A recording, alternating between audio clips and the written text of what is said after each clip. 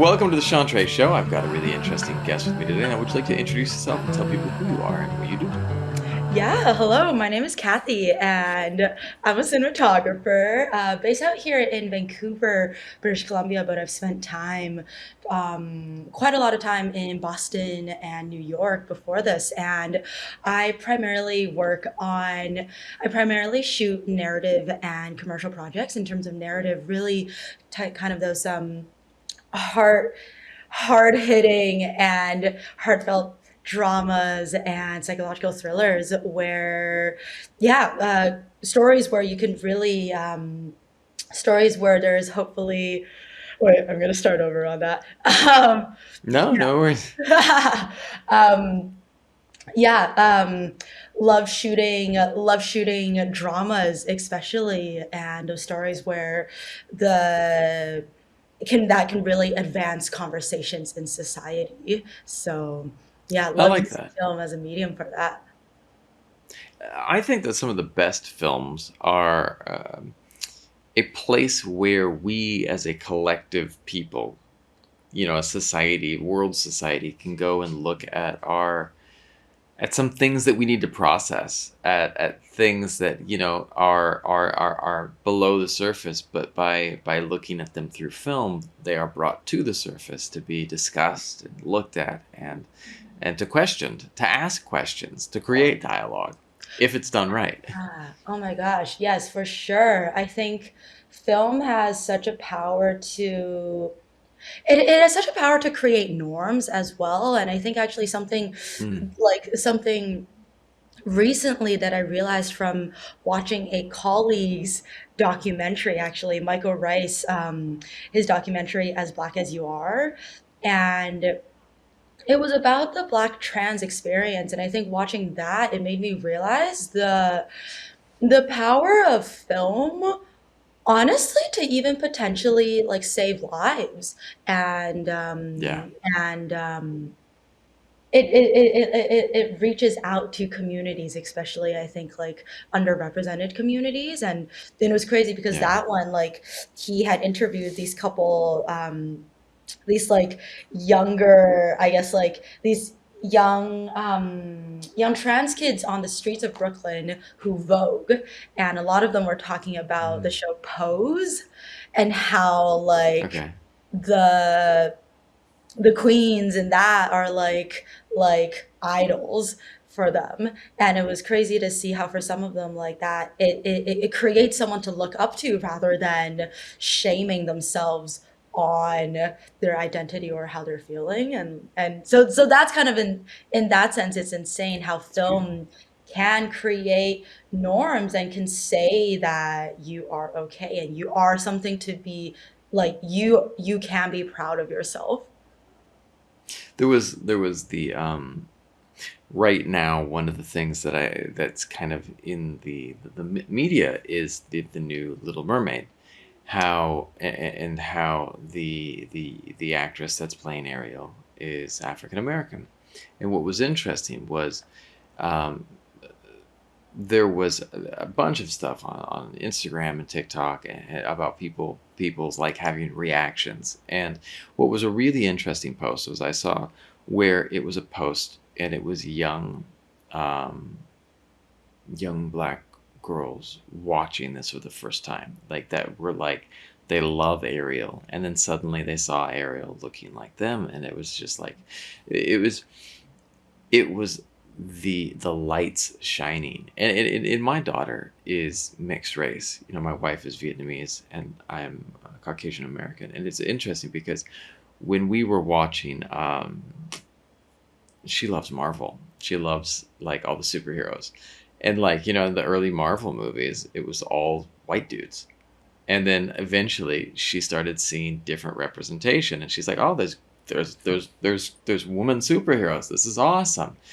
And like it was interesting because my daughter is 6, but she was able to watch the progression of even representation there, because she was like, like in the early Iron Man movies, Black Widow was very objectified, and like your first member of the Avengers, the first woman member of the Avengers was this very objectified character. And it was like, and even the directors, later on admitted, like, hey, we mishandled that character, you know. And so my point being is that representation, and seeing the different representation, and seeing just film is not just a thing done for fun. Granted, I think it is fun, but it's also an important, powerfully important tool to make people see the reality of our world, you know? For sure, for At sure. least It's that's my definitely, I think, my like, perspective. definitely. No, I definitely so agree. I think it's like it's such a mass medium in that sense, and so it has the reach and it Mm, has the power, especially when you're sitting in a theater in a dark room, like with everything just washing over you. I think it is so powerful, and so I think for me, I had always said like I or this started off a couple years ago, but I always used to say, like, I, as a cinematographer, want to do what Black Panther for the Black community did, like for the Asian communities, something like that. that's awesome. Yeah, That's yeah, really yeah. So awesome. really, just to It be able to it really impact change and yeah, create. I guess like yeah, I guess like really yeah, like just impact change and almost create social norms for a generation. it's awesome. And it's so important because, like, we don't understand. I'm writing a screenplay right now, and I love it. And it's a really interesting one about a Vietnamese immigrant family. There's a really interesting thing that when Saigon fell in '75, you had a whole group of people that left, and what was interesting there is, like, even the former president's wife moved to Los Angeles and started working in a liquor store.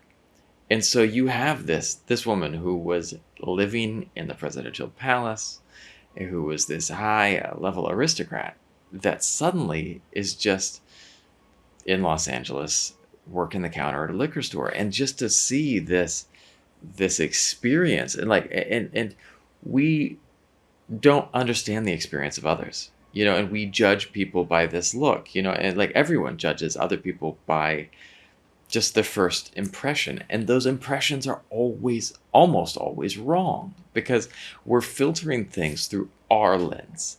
And what the beauty of, and this is what you were talking about as a cinematographer, it's looking through different lenses, you know, and it's that idea of sharing a different lens that people can look at the world through. And this is something that I talked to someone about. I love the fact that Parasite won Best Picture, not Best Foreign Film, but Best Picture, because it was a beautiful, you know, America is not the center of the world. You know, there's the, it's this, Shocker. you know, like, yeah, yeah, you know, it's like, you know, Canadians like, damn right, you know, and so there is this this reframing that we can do with film. And so that's, for me, I love that we can look at other people's experiences, and deep dive into them and start to go, wow, I didn't know that.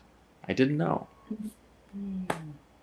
Yeah, seriously. And even I think for the filmmakers themselves, I think films offer such a gateway and such a like a responsibility slash like yeah, I think film offers such a gateway and a um opened door into a whole kind of like other world in a sense that like I'm saying that especially as a cinematographer, like I feel like I get to work on these projects that are the stories are outside of my own experiences. Like Nice. recently I'm actually working on this Afrofuturist docudrama um What? That about sounds awesome. it's gonna be so cool. It's about African American midwives in the American South and exploring the Interesting. history of that. And it's like just so cool. But what's so beautiful about it is that like it's this open door into that world that otherwise completely wouldn't have had. But it allows me to learn and research and um, and immerse myself in that world in a way that I never else would have. There's this. I do these little I try to make these little short inspirational videos that I post on my Instagram every day, and TikTok and Facebook and YouTube. And one of the topics that I just recorded was like, um, when you get outside your comfort zone, it really forces you to grow, and that's where you start learning, and that's where you start. That's where the good stuff's at, because we exist in a box, and our box is our known. Nowhere do you see this more than when you go to, like, I worked at Starbucks as a barista for like a week. I didn't last long. And one of the reasons I didn't last long, people do not and can't handle change. Like, it's really hard for a lot of people. And, like, when I was making people's drinks, like, this is not the way that I have my double shot grande, you know, venti mocha, or whatever they're or it was really stressful for them. And you see people, they go in and order the same drink again and again and again and again. And you ever see that Ryan Reynolds movie, Free Guy? No, I never watched it because it was shot in Massachusetts, and I was like, I don't need to watch this. Uh, well, there was It's shot one scene in the where sense he's that because in the sense that I was there as a crew and I had friends who worked on Free Guy, and I was like, I don't need and you to didn't. watch this. That's what. Oh, got it, got it. Well, he has this one coffee scene where he's in a coffee shop, and, like, in the coffee shop, like, one day he's like, "I'm gonna try a new drink," but he's a character in the game, and so it blew everyone's mind that this guy's asking for something different. And, like, that to me, though, is us in society. It's like when people are like, "Hey, do you want to look at something different?" Like, what is this? But, certainly throughout history, we've had films that have helped tip the scales to help people see a different way, you know? Yeah, No, no, for no, no, sure. let's go. Yeah. Go ahead. Please, Oh please. no, I interrupted. I was just gonna build off of what you were saying and say that like even I think for artists themselves, like it does like that continuously challenging ourselves and like being outside of our comfort zones. I think that at least I think that is like exactly what you said. It's you need to be outside of your comfort zone to grow. And I actually like I remember this young high schooler once asking me for this informational interview, and one of the questions that she had asked was like, "What is one thing you see people doing wrong early in their career?" And I think actually my answer to that question then was that like people only take projects that they are comfortable with. And I think Yeah, that's where like for me I really do try to make it a point to challenge myself, and if a project doesn't scare me a little bit, not too much, but yeah, yeah, yeah. just enough to like make me a little bit nervous, I know that I'm in the right place. Let's see, and that's it. That's it. That's where you're starting to get into growth. When you get that nervous feeling, you're starting to get into that Hmm. that danger zone, you know. Yeah. But Yeah. that's where you get. That's where the good stuff happens. And I think like sometimes like like it takes it I think just like people for people to just I guess like believe in themselves, and obviously that's difficult, and so honest like sometimes that can be difficult, and so what I always tell friends as well, it's like sometimes if you have difficulty believing in yourself, honestly find a friend or speak with a friend who almost believes in you more than you do yourself, because sometimes you just need a little bit of that extra push and someone to kind of Yeah. like get you there. But I think everyone has so much potential within them that just needs to be tapped into. You got to water the seeds. and it's like, and so often I think that we don't there are some seeds that we carry that scare us. What if you knew that, like, you have something in front of you and you knew that you wouldn't fail? Would you try it even if it terrified you? A lot of people might not. A lot of people might be scared of trying it. Mm. Yeah, agreed. Yeah, I love that question. Yeah, and it's such a good kind of like, it's always such a good reality check of like, what would I do if I wasn't afraid? What would you do if you weren't afraid? If you knew Ooh, that whatever you were going to try, you weren't going to fail, what would you try? ooh, oh my God. I would try so many things. I think I would, Right? I would, honestly, I would go backpacking and just like pick up my bag and go leave. I And like that.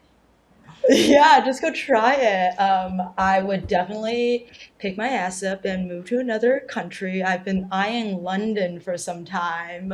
All right. Um, yeah, I would. Actually, a friend asked me this a couple weeks ago as well, and I think creatively I responded like, I would I would even try like I guess directing my own work. I think that's an interesting thing about one's work as a cinematographer is that like you are an amplifier. You are the megaphone for the director's voice.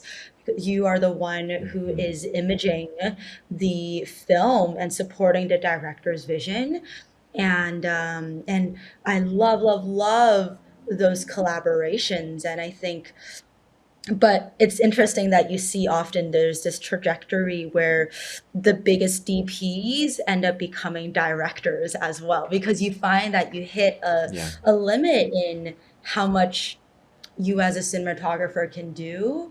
And so it's interesting. I think that actually sometimes maybe I maybe that I quote unquote hide from executing my own visions, perhaps because I don't think that they're good enough, but while collaborating with a director, I'm able to kind of like bounce off what they have. So long-winded answer to creatively, if I weren't afraid, I would, yeah, I would just experiment and try my own hand at doing things. That's awesome. That's awesome. I like that. Well, how did you get started in this path? How did you find the path of becoming a cinematographer? Yeah, it actually was not straightforward at all. I actually, when I was in high school, I for sure thought I was going to be doing environmental studies.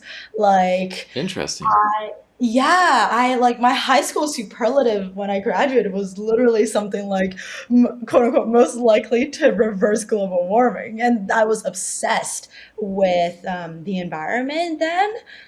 And perhaps for some reason when I started in college and I finished a third of my environmental studies degree actually in the first year, but something switched and I realized that like just learning about the environment wasn't actually going to make a difference. It was going to be environmental politics or environmental science, and and those weren't completely fields I wanted to go into. So then I went into psychology because I was like, oh, I'm interested in learning about people and helping people.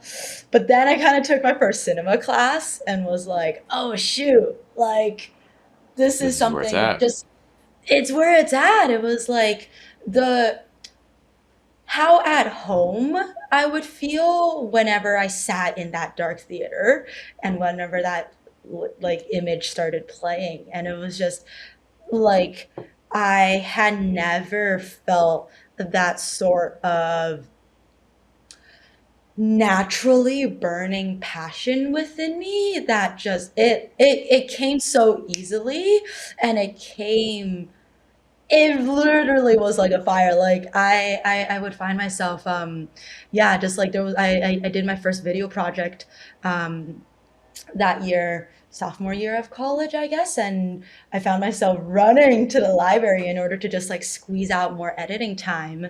And I had never felt that sort of passion for anything really before. And but even then, I still was like, well, we're not gonna pursue a career in film because that shit don't make money. And and now here we are. But yeah, it wasn't until actually my final year, my final semester in college where I worked on my first feature film and I saw the cinematographer do his job and I was like, wow, I want to do that guy's job. So it was actually really, really quick. I immediately after finishing that program or finishing that film, like, yeah, immediately got into the industry in Boston as a lighting technician and was day calling as a electrician on some Hulu shows. And then, yeah, and then just started like working part time and whatever, and really just really, really dove into the fire. I'm going on a little bit of a tangent into like then I love how them. I grew. I Yeah, love them. okay. Go Um, tangents are what we're talking about. awesome. Well, I was then in Boston and just like in terms of growing my career and how I got to where I am, it was such a huge hustle. Like I was working part-time at a grew up an electric rental house then as just a warehouse technician. And but every single weekend, I knew I wanted to go to New York at some point. I knew I wanted to work in New York at some point. So while in Boston, every single weekend, I would take my car, I would go on Facebook and find any student film that was looking for a gaffer, which for those of you guys who don't know, gaffer is head lighting designer, I would call it. Hmm. Um, I went on Facebook and I found projects that were looking for a gaffer, and I would make them pay for my gas. I would load up my car with equipment and drive down 4 hours to New York and gaff every single weekend pretty much for 3 months, I would say. And and that was kind of how I built my skills in lighting at first, and that's how I kind of like slid into the New York industry as well. That's awesome. And so yeah, and then that was kind of like, I guess, yeah, that started kind of the gaffing career. And so I was just as I was gaffing, I was always making sure to shoot as well, and that's something that I would say like for me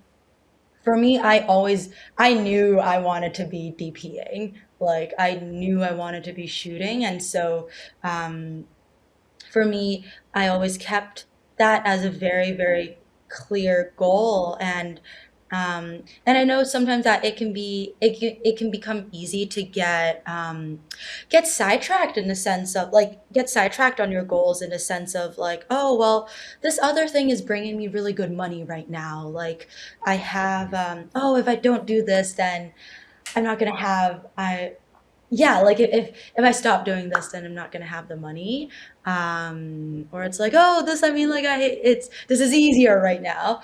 But I think sometimes the thing is it's like just to never lose sight, no matter where you are, I think along your career, just to never lose sight of that goal. And I think the thing that like really pushed me when I was trying to transition was just to, I guess, like just to believe that yeah, I think I guess like just the power of decision because sometimes I guess like imagine how differently you would live your life if you just labeled yourself another way. Like for me at Mm. that time, I was getting a lot of work as a lighting technician and making okay money. Um, Hmm. but I remember a conversation with a good collaborator friend of mine, Jeremy Fight, and we basically did talk about like that power of a label. Like I what if I just decided I am a, like, I don't know, highly valuable, highly valuable international storyteller who tells stories and projects of la da da da caliber. You know, like, what if you just decided today, okay, I am a director, or I am an entrepreneur, or I am something something or the other. I am a good daughter. I am a good friend, and or I yeah, and I am a leader. And I think, like, I guess that's the thing. It's like, what if you just decided that you were that, and how would your life change? Right. That is a very interesting concept that a lot of people um, have a hard time making changes.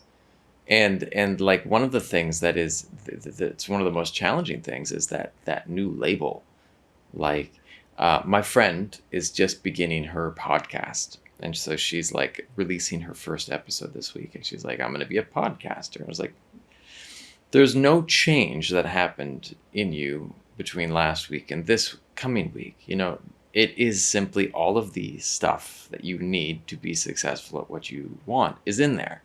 It's like one of the great examples that I love is that inside of the block of stone, before it was carved, Michelangelo was able to see the statue of David.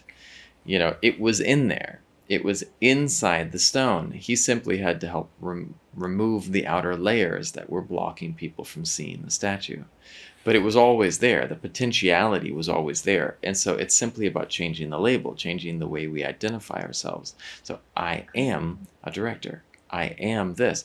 Because we didn't change. The powerful potential was always there. Maybe you needed to refine it, maybe you needed to learn some new skills, but your potential for greatness is always there. And that's what I try to tell people is your potential for greatness is always there. You simply have to embrace it and tell yourself, yeah, yes I can. Yes I can do this. Yes I can be great. Yes I can be awesome. For sure. Yeah, I absolutely agree. Because, yeah, it's that label has that label can really just impact so much, both good or bad, both ways. Right? Both ways.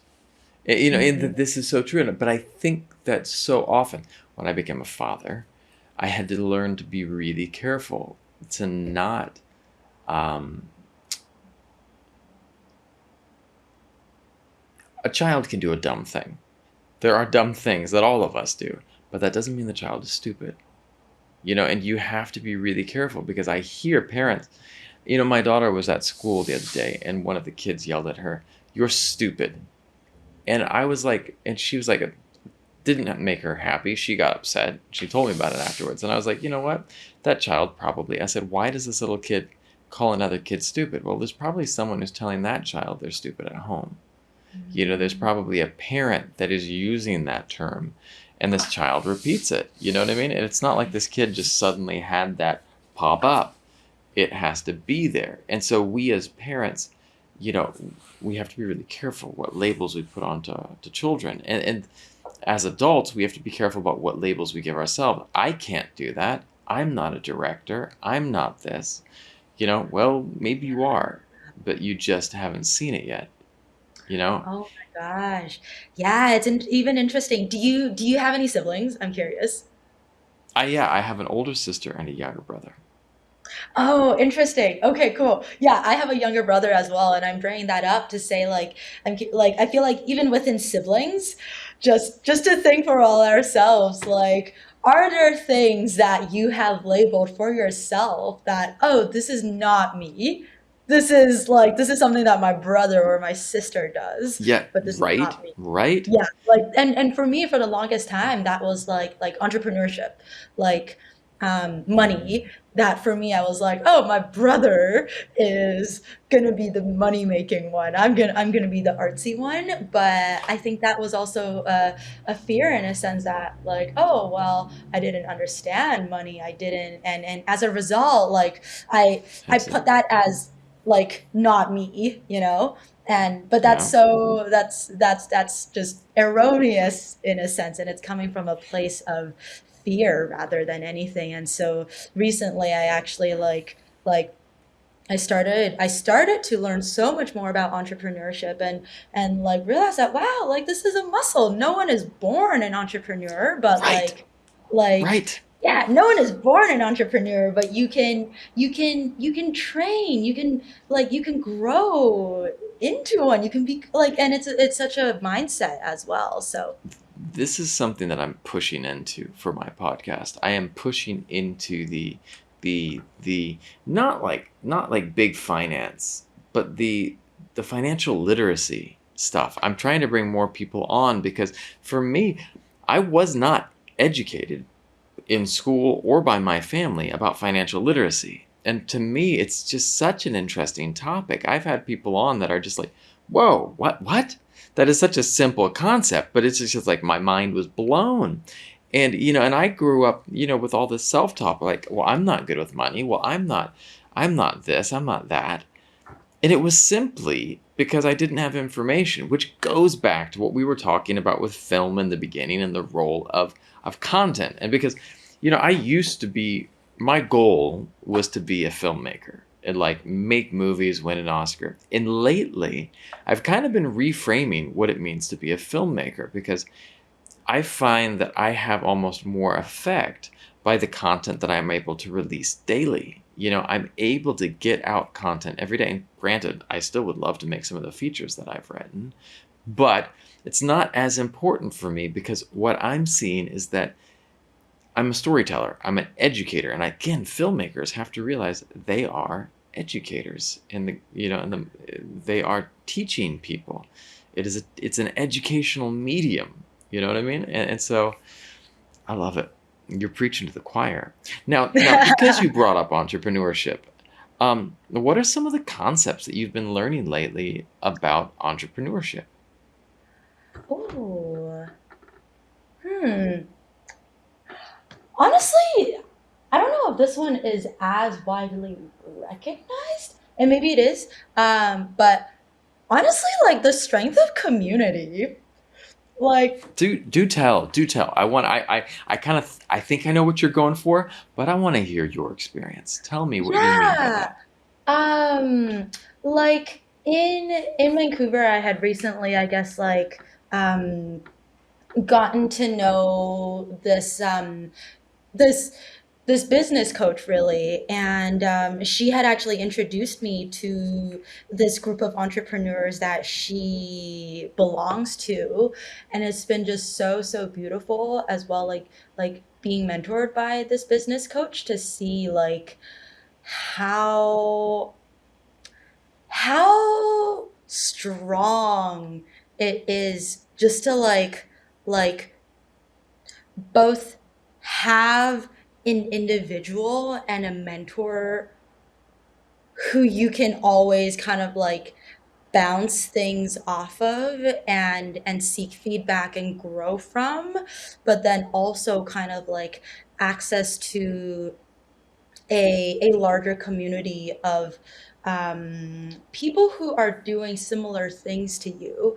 And so as a result, like for me, obviously, as we all know, film, and I'm sure as artists maybe in other mediums as well, there's a lot of networking involved.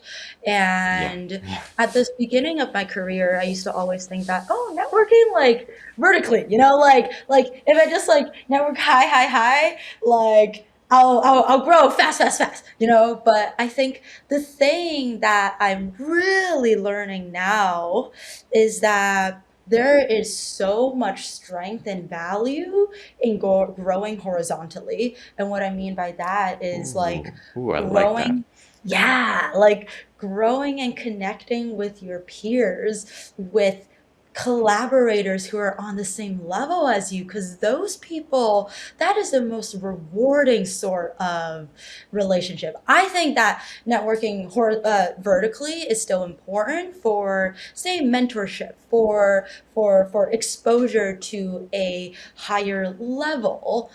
Um, but it is like for me, I find it's other cinematographers who we push each other, and we help each other with opportunities, and we put like each other's names in rooms when we're there. And I yeah, love that. just a short, I guess, like example of that. The ASC, the American Society of Cinematographers, recently had they hold a mentorship program every single year for rising cinematographers. And I originally this year was not going to apply.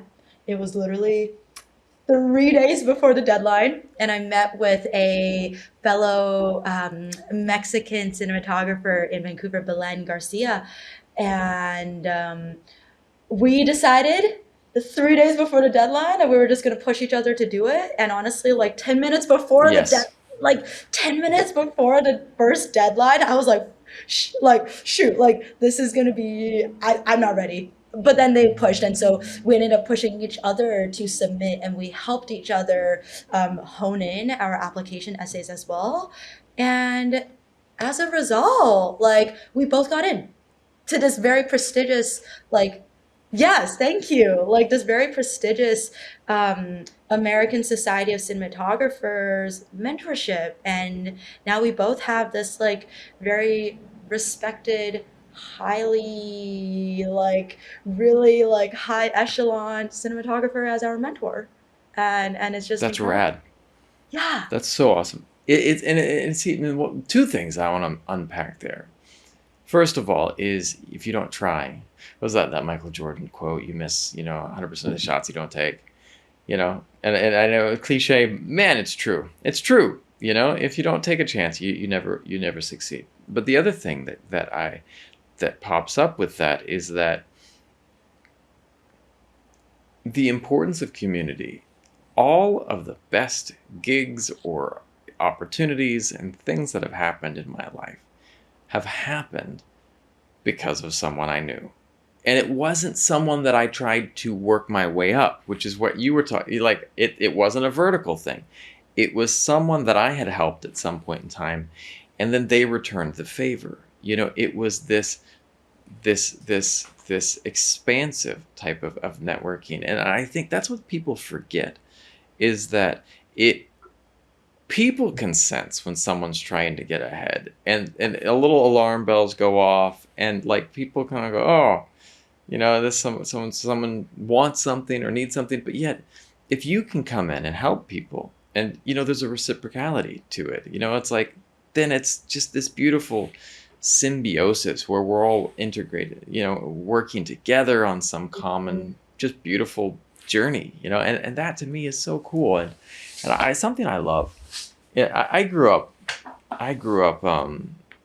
with my dad was extremely religious, and we'd go to church and stuff. And though I don't have all of the same beliefs as my dad, one of the things that I loved from that was just that my dad could at any point in time ask anyone for help, and they would show up within 10 minutes, and oh, you need this. They'll be there, and they would come. And it was this sense of community that was so strong. And that to me is something that I feel like we're starting to create more of in everyday life. That people are starting to create these larger communities. And it used to be that, the people would have their church would be their group, or not as much work, church and family. But now I feel like we are creating these new social networks, and maybe social media has a role in that. Hopefully, there is a positive that's coming from social media, that we have these new community networks. Because I mean, I think that in the past it was harder to stay in touch with people, but now, like groups on Facebook, you can go and find people that have similar common goals, hashtags on Instagram, like it allows people to find this sense of community, and to me, that's beautiful. Yeah, for sure, for sure. Yeah, it bewilders me. Like, how did people used to connect? Like, It's nuts to think about times before. Like I remember I'm older than you, I'm pretty sure. I was in college, and I graduated in 2001, but I remember like 1999. We'd want to go meet up. I was in the North Bay of San Francisco, and I wanted to go meet my friends in San Francisco.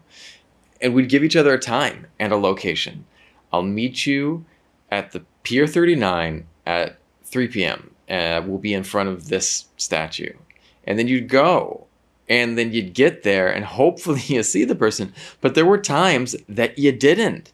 You missed each other. And like, then you just would have to. And that's why Craigslist for a long time would have the missed connections thing. You know, it was like, it was an early thing of the internet. Was like the Craigslist had this thing for people who missed people. And it was just, it's this bizarre thing, like to think about. Like now it sounds so foreign, like, you know, oh, I'm going to show up. Hey, where are you at? Oh, you're at, that's the wrong statue. I'm up the street, you know. But that, you know, just a short time ago, people didn't have that ability. When I first moved to Vietnam, one of the most mind-boggling things in 2001 was that at that time it wasn't easy to make international phone calls. And so there was one place on the backpacker street where they had a telephone inside this booth, and you would go inside the booth and you'd look up and it was almost $1 a minute. So I remember the first 2 year and a half that I was in Vietnam, I called home twice. And it was email that I used to communicate to my mom. And that was all, you know, new in the late 90s. And so, you know, 2001, 2002, it was like email was this revolutionary thing. And then, you know, people got Messenger. Messenger was mind blowing, you know.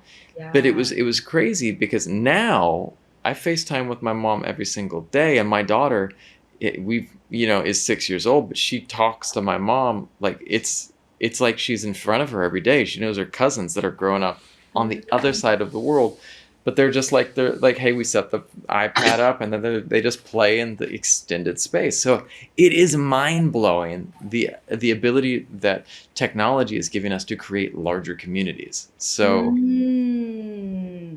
Yeah, true. You know what? At a little bit of a tangent, but I think at the same time, I think oh, like tangents are beautiful. okay, fantastic. Like, I think the interesting thing as also is that I guess as the speed of which things happen quicken, the speed of our Right, lives also match that as well. And so I think that was right. just something interesting I noticed. I was like, wow, like I- I've yeah. I've been noticing something about that too. I was looking. I have a bunch of different jobs I do, and I had an interview last week for creative director of podcasts at a big company. It was pretty cool. It'd be a fun gig, and I'd still be able to build my podcast while also being part of a company that's helping other people build theirs. And I was just like, that would be rad, and it pays well, which is awesome. But it was like the lady. Then I had my interview, and then like we'll schedule your next interview in 2.5 weeks. And for me, working in media, like I'm like 2.5 weeks. Like, can you know how much content passes in that time? Like it's like the pace that I'm used to working, having been working in new media, is so fast, and it's like things change so rapidly that the traditional business time frame of, all right, well, yeah, we'll get back, we'll look at this next step here, or even just when companies come to me and say, oh, we're not going to make a decision on that for a month. I'm like, a month? That's like this massive amount of time, because things are picking up so fast that the speed that things happen is increasing. And it's interesting that, you know, when a video goes viral, it goes viral in seconds, you know, and it's, you know, minutes. And so it's mind blowing how things are picking up, but Yeah, it's seriously. interesting. Now, let me Seriously. ask you this question. If you had, if you could go back in time and give your younger self advice, what advice would you give yourself? Oh, I hear you. I remember you asking this question, I think, on the other podcast interviews as well. If I were to go back in time and oh, hmm, Right? hmm. You can't tell me buy Bitcoin. That one. Oh my gosh. Um, Oh man, I almost wish for my future self right now to be looking back and telling me like what I should be Right. doing. Huh. Um, And do you know, you can I share, like, while you're thinking, you know where this question came from? When I was yes, a please. when I was younger, I remember I was in 16 years old and I had a dream where my future self came back and I talked to my future self. And my future self came and gave me advice. And he says, Sean, you're going to go through a lot of challenges. Just don't quit. Don't quit. I love that. I love that. And so, That's and so beautiful. so I was like, I constantly think about what I would tell my younger self now, being the older Wow. version of myself. Wow. That's really beautiful. Yeah. Hmm. My mind is going two places. I think the first, hmm. Yeah, I'm trying to think back to like when I first just started. Um, when I first just started as a young like just young college graduate and was like, I don't know what to do, like how to even do this like high Right? like such a sparkly job in film and I think I would just say like the small things matter. Um, Oh, I like that. yeah, the small things matter. Like in terms of everything. Um, the small, those small moments to cultivate relationships. Those seemingly like unimportant relationships or whatnot. The small daily habits that you have, the small actions you take to continue building towards your goals. Yeah, the small things really, really, really add up. And sometimes you really can't see it in the moment, but down the road, when you finally catch that flow and you're like, whoa, like it's, I am here because of the accumulation of the small things that I did that led to this point.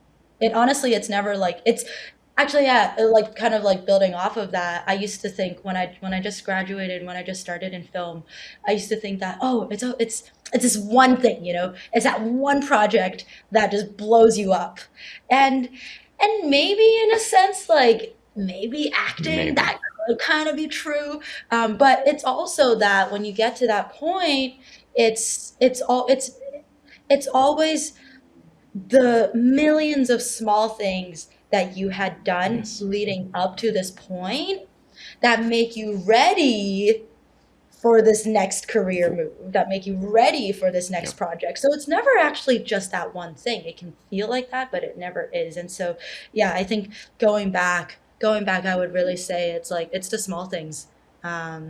It's the small things that matter. So, yeah, keep at it. I like that.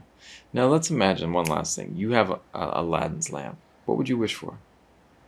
If I had an Aladdin's lamp, Yeah, a lamp I had from the an movie. Aladdin's lamp. Ooh, what would I wish for?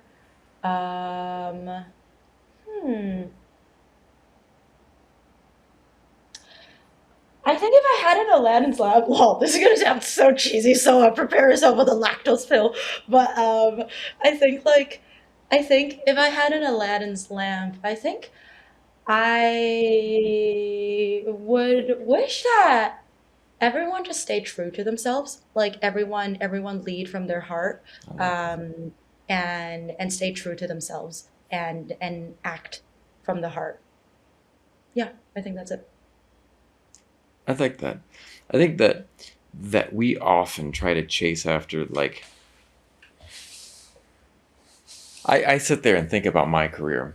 I kind of found film in a roundabout way. I didn't dive into film in college. I wish I had. My dad was like, "Yeah, you should do this film degree," and I was like, "Yeah, I don't want to do that."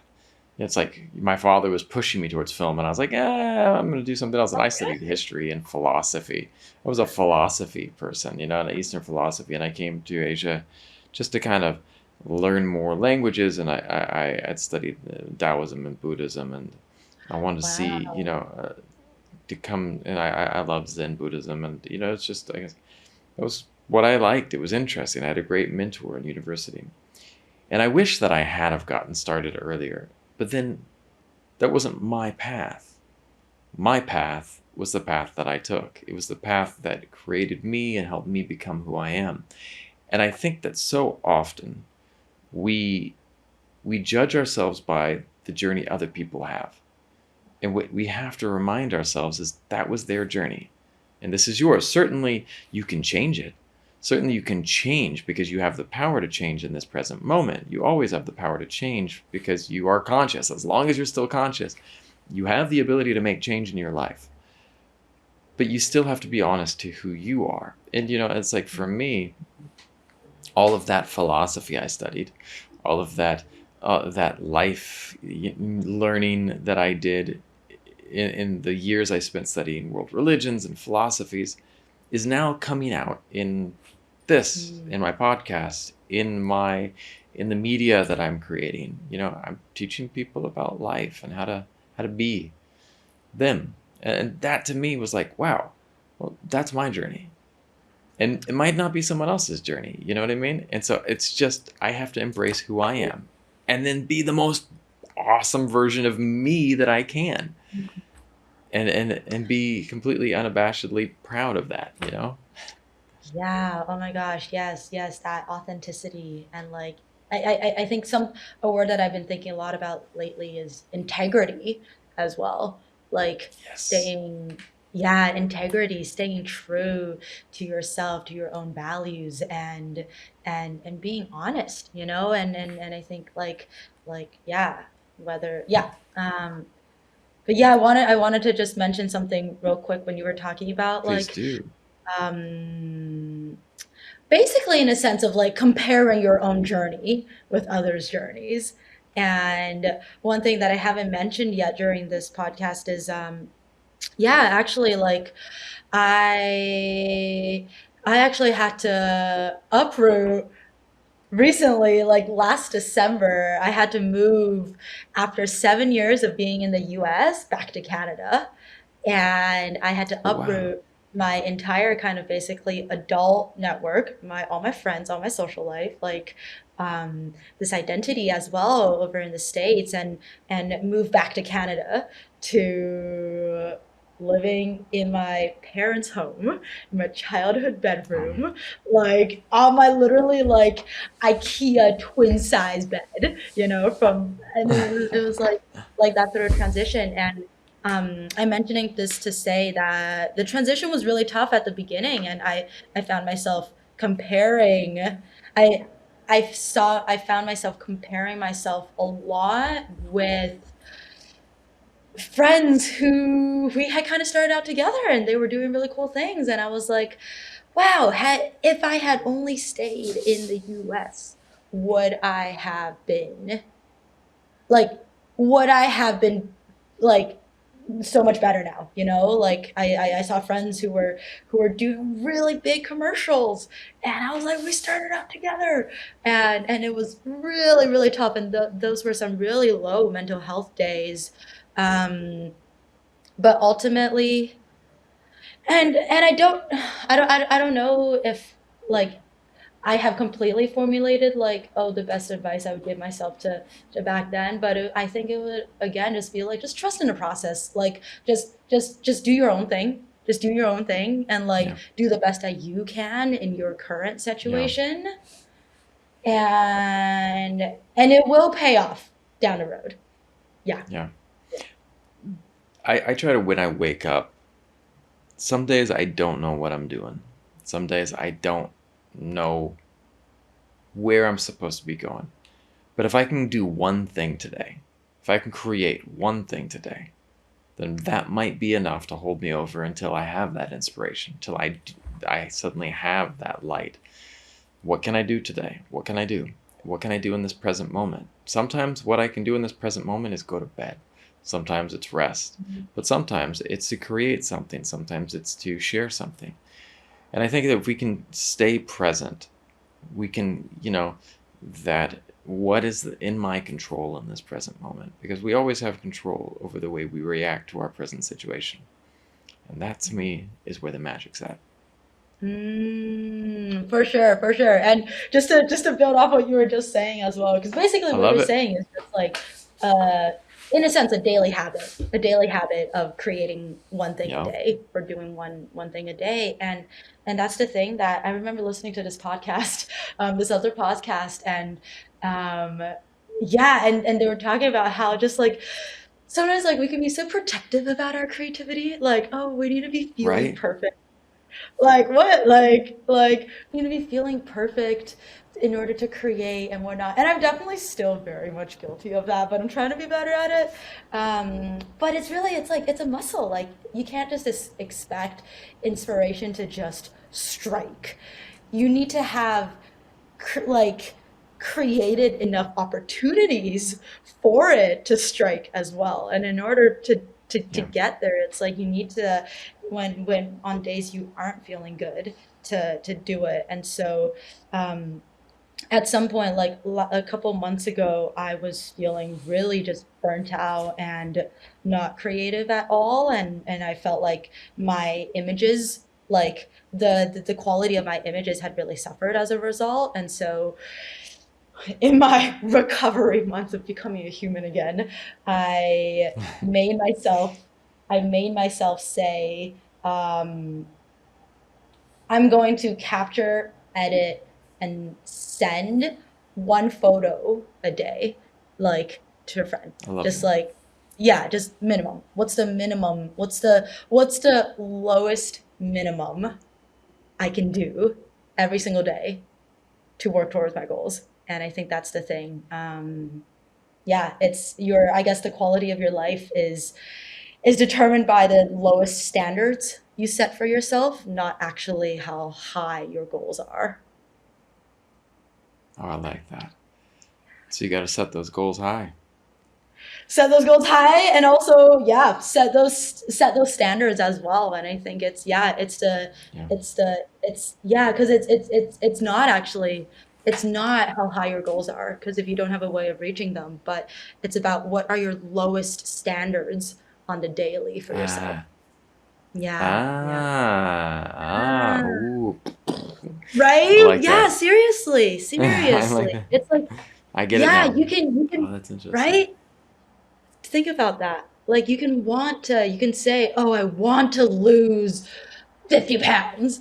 But if your standard for yourself is still eating sugar every single, like eating dessert after every single meal, and like watching TV, you're not gonna get there, no matter how high your goals are. But yeah, So true. yeah. Well, you have enlightened me tonight, and I appreciate that. I wanna say thank you so much for coming on and dropping all this wisdom too. And you were asking me like, what are we gonna talk about? I'm like, I don't know. I tend to let these kind of conversations just flow and see where they go, and that's where the This is a best lot of conversations fun. happen, in my opinion.